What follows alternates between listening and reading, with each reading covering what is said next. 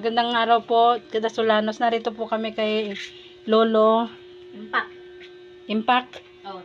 Impact ng guys GP rin po dito sa Sagod. Di ay ini galaw yun ay hindi ba lang. Ay alabat. Oo. Makabangon ka. Ay, babangon po kayo? Hindi lang. Ay, ano pong masakit ninyo? Aglaraw makabangon. Kaya makabangon. Bakit na aksidente sila? Hindi, stroke. Ay, stroke. Na-stroke. Amay. Tama wala ra. Ilang taon na po sila? 76. Ay, 76. 76 years old po siya. Ang babangin. Nagpipigura na. Ay, ang tatay ay. Ay, kayo naman. Ang babangin.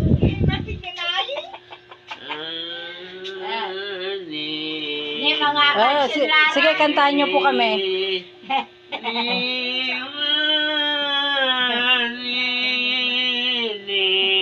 Kundi man po inaawit ni tatay. Dito mahilig yan talagang mga Ha? Mahilig yan mga Ayan, o, na-stroke. Talupod. Uwat ka na mga sasikaso.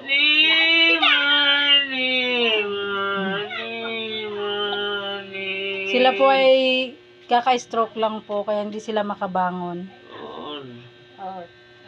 Pigara anak yun tay.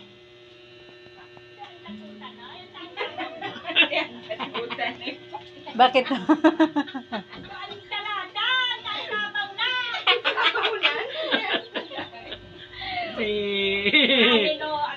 Andi balin man kabaw kayo no agyo nalingwanan so chicks. Handa na po.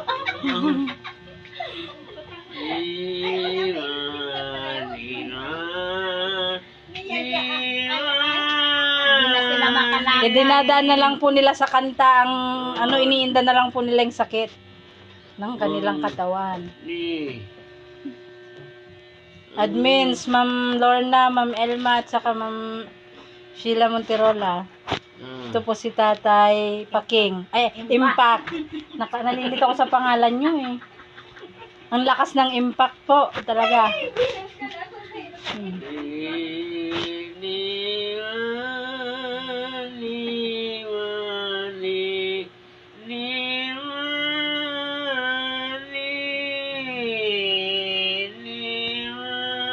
Ni mani ko no.